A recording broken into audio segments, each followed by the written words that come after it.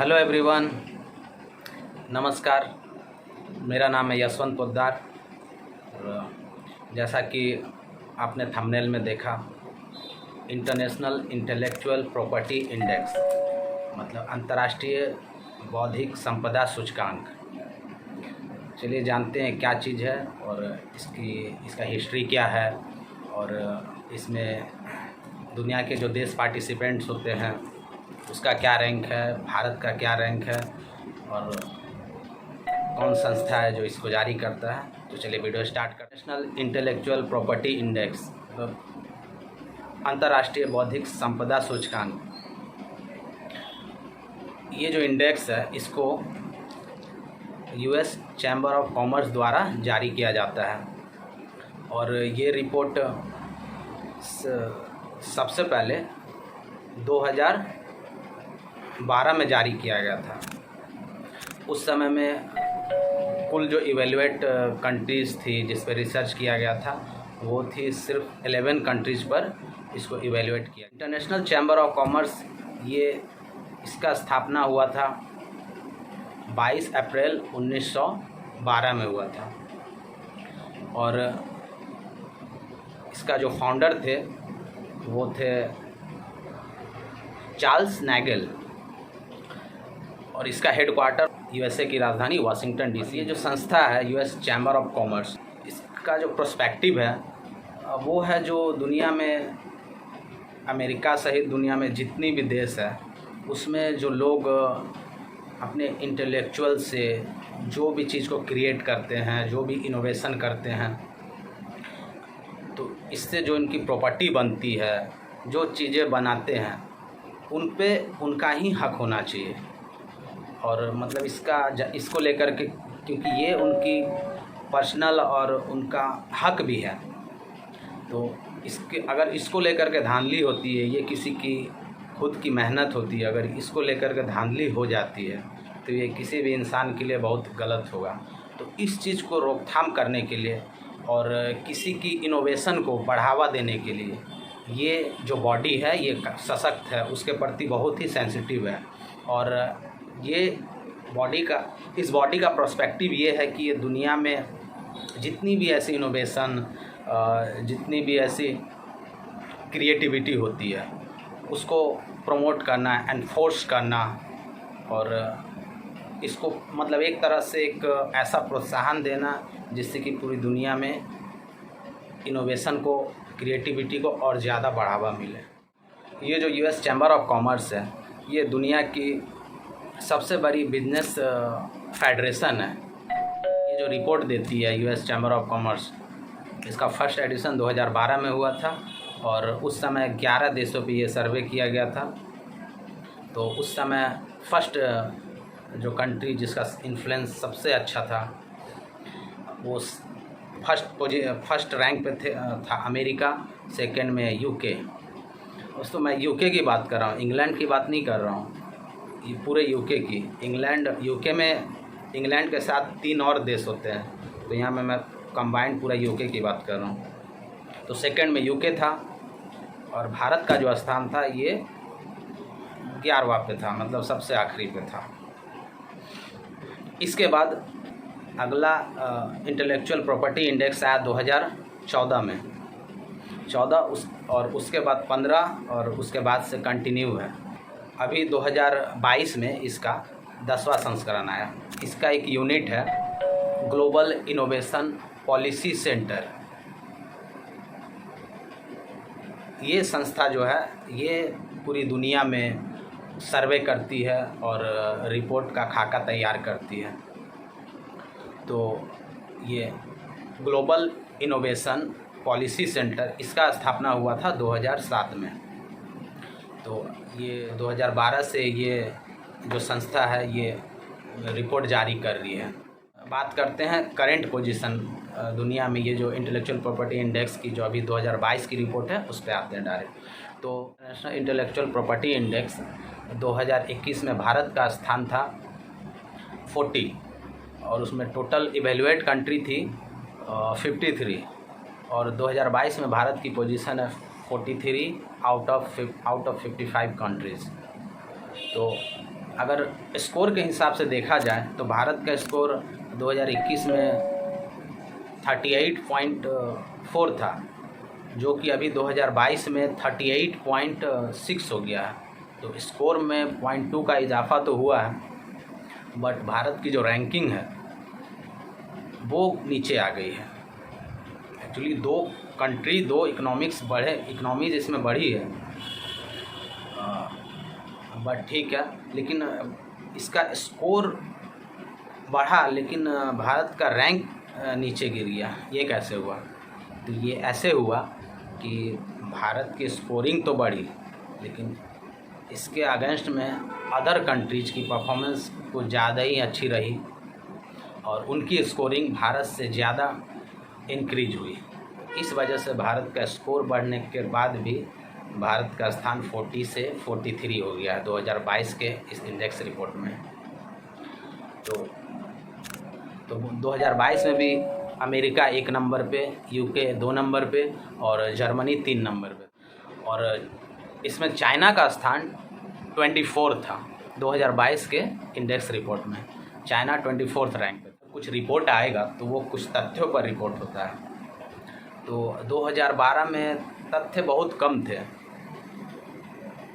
आज करीब 50 इंडिकेटर्स पे इवेलुएट करके इस रिपोर्ट को जारी किया जाता है, और ये सारे जो 50 इंडिकेटर्स हैं उनको कैटेगराइज किया गया है। इनको 9 कैटेगरी में इस 50 इंडिकेटर्स को फिट किया गया है। तो वो 9 कैटेगरीज़ है: patent, copyright, trademarks, design right, trade secrets, commercialisation of IP assets, enforcement, systematic efficiency, membership and ratification of international treaties. ये 9 इसके कैटेगरीज हैं। इस कैटेगरीज के अंदर क्या होता है? इवैल्यूएशन होता है कंट्री के इनोवेशन का और जितने भी क्रिएटिविटी होती है। अब ये कैटेगरीज दोनों पे ही लागू करके देखा जाता है, उस कंट्री के इन्वेंटर पे, क्रिएटर पे और वहाँ की सरकार पे। वहाँ के लोग कितना क्रिएटर हैं, कितना इन्वेंट करते हैं और सरकार उसको कितना सपोर्ट कर रही है, और इसकी कितनी किसी की अगर ये उनकी मेहनत है, इंटेलेक्चुअल मेहनत है, उनकी क्रिएटिविटी है, तो उस देश का गवर्नमेंट अपने नागरिक के इस काम के लिए कितना सपोर्ट करती है और ख़ुद देश का डेवलपमेंट में इसका जो रोल होना चाहिए उसको कितना महत्व देती है। तो तो सबसे पहला पॉइंट जो पेटेंट है, तो पेटेंट जैसे किसी का भी मेहनत का बना हुआ पेटेंट होता है, तो वो गवर्नमेंट उस पेटेंट को संरक्षित करने के लिए, जो किसी का प्रॉपर्टी इंटेलेक्चुअल प्रॉपर्टी हुआ, गवर्नमेंट कितना कदम उठाती है इसके लिए। तो वो पेटेंट का जो कैटेगरी है वो कुछ इस तरह से मेजर किया जाता है संस्था द्वारा। उसके बाद कॉपीराइट आती है, तो कॉपीराइट में भी उसी तरह मान लीजिए कोई म्यूज़िक है, वीडियो है, तो उसकी कॉपीराइट पे क्या उस देश की नो कॉपीराइट क्या पॉलिसी है उस देश की, ये सब पे ध्यान दिया जाता है। ट्रेडमार्क है, जैसे जितनी स्पीड से बिजनेस फैल रही है दुनिया में, सभी का ट्रेडमार्क का एक यूनिक ट्रेडमार्क होना चाहिए, किसी का कोई कॉपीराइट ट्रेडमार्क ना हो। कॉपीराइट हुआ तो सभी को नुकसान होगा। तो ये सब पे गवर्नमेंट, उस देश का गवर्नमेंट कितना सख्त है, इसको देखा जाता है। डिज़ाइन राइट है, तो एक डिज़ाइन करने का, सभी को अपनी बिजनेस में कोई भी इन्वेंशन में जो डिज़ाइन है उसकी राइट करने का अधिकार वो देश कितना देती है अपने नागरिक को, इस चीज़ को देखा जाता है। ट्रेड सीक्रेट है, मतलब देश में जो ट्रेड हो रहा है, अगर वो जो व्यापार कर रहे हैं उनको, मतलब उनका व्यापार करने का क्या तरीका है, किस तरह का वो बिजनेस को डेवलप करने का उनका क्या सीक्रेट है, इसका राइट मिलना चाहिए। तो इसको देखा जाता है कंट्री कितना राइट देती है अपने यहाँ के बिजनेसमैन को। और कमर्शलाइजेशन ऑफ आईपी एसेट्स की बात है, तो अब जैसे IP asset, intellectual property asset, तो उसको कितना अच्छा से कंट्री में कितनी अच्छी तरह से उसको कमर्शलाइज किया जाता है, उसको मतलब बिजनेस का रूप दिया जाता है, इस चीज़ को भी देखा जाता है। एनफोर्समेंट हो गया, मतलब गवर्नमेंट उस पर उसको एनफोर्स कितना कर रही है, उसको मतलब सशक्त करने के लिए क्या कदम उठा रही है। अगर कोई कुछ इन्वेंट कर रहा है तो उसको उस इन्वेंशन को मतलब एक मतलब एप्रिसिएशन कितना होना चाहिए। एक एप्रिसिएशन के बिना चीज़ें उतनी स्पीड से उतनी अच्छी ग्रो नहीं हो पाती है। तो एप्रिसिएशन एनफोर्समेंट उसके पीछे गवर्नमेंट की कितनी है, इसको देखा जाता है। सिस्टमेटिक एफिशिएंसी, गवर्नमेंट कितना एफिशिएंट होकर के उसको सिस्टमेटिक कर रही है। मतलब एक पेटेंट हो, चाहे एक कोई भी ट्रेडमार्क हो, किसी चीज़ का भी कॉपीराइट हो, तो उसके प्रति गवर्नमेंट कितना सेंसिटिव है, इस चीज़ को देखा जाता है। Membership and ratification of international treaties, तो जैसे एक देश दूसरे देश से अगर ट्रीटी इस चीज़ पेटेंट को लेकर के अगर ट्रीटी करती है तो उसमें कितना सेंसिटिव है, उससे कितना देश को फ़ायदा होगा, उस ट्रीटी को कितनी जल्दी करते हैं। तो इस चीज़ को, या एक पर्सन है जो देश से बाहर कुछ ऐसी कुछ ट्रीटी करना चाह रही है तो गवर्नमेंट उसके प्रति गवर्नमेंट का क्या रवैया है, गवर्नमेंट कितना हेल्पफुल है, ये सब चीज़ों को देखा जाता है। तो इन सब तमाम मुद्दों को कंसीडर करके, इस सारे पहलू को कंसीडर करके तब जा कर के इस रिपोर्ट को जारी किया जाता है। तो दोस्तों, उम्मीद है कि आने वाले 10 साल में भारत इस इंटेलेक्चुअल, आज तो भारत का स्थान कुछ खास नहीं, एक तरह से खराबी बोला जाएगा, क्योंकि भारत का जो स्कोर आ रहा है 38.6 आउट ऑफ 100 जो आ रहा है स्कोर, ये आधा से भी कम है। इनका जो 100 का जो लेवल होना चाहिए एक इन्वेंशन का, 100% इन्वेंशन में ये 40% से भी कम इन्वेंशन हो पा रहा है।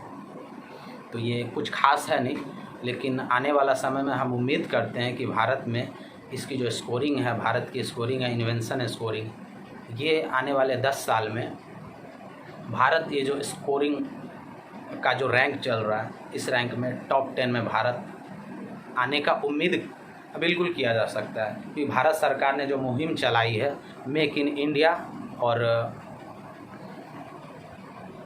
आत्मनिर्भर भारत, ये दो बहुत ही सशक्त कदम है भारत सरकार का। तो भारत सरकार को ज़रूरत है तो इन सब मुद्दों पर गंभीर होने की, और इस योजना को बहुत सशक्त हो करके बहुत ही एक सिस्टमैटिक ढंग से इसको, मतलब इसका एक बेहतरीन रोड मैप तैयार करना चाहिए, और इस चीज़ को जो है कि बेहतरीन ढंग से प्लेटफॉर्म पे इसको एक नया प्लेटफॉर्म देना चाहिए, जिससे कि ये दोनों ही चीज़, मेक इन इंडिया और आत्मनिर्भर भारत, ये दोनों ही बिल्कुल स्पीड एक्सप्रेस की तरह चले। तो दोस्तों, वीडियो कैसा लगा कमेंट में बताइएगा। वीडियो में बने रहने के लिए आप सबका बहुत बहुत धन्यवाद। और वीडियो अगर अच्छा लगा तो सब्सक्राइब ज़रूर कीजिएगा, नोटिफिकेशन बेल को ऑन कर लीजिएगा, ताकि मेरी अगली वीडियो जैसे ही आए आपके पास नोटिफिकेशन पहुंच जाए। और लाइक कर दीजिएगा, अपने दोस्तों यारों में, रिलेशन में शेयर भी कर दीजिएगा। तो दोस्तों, धन्यवाद।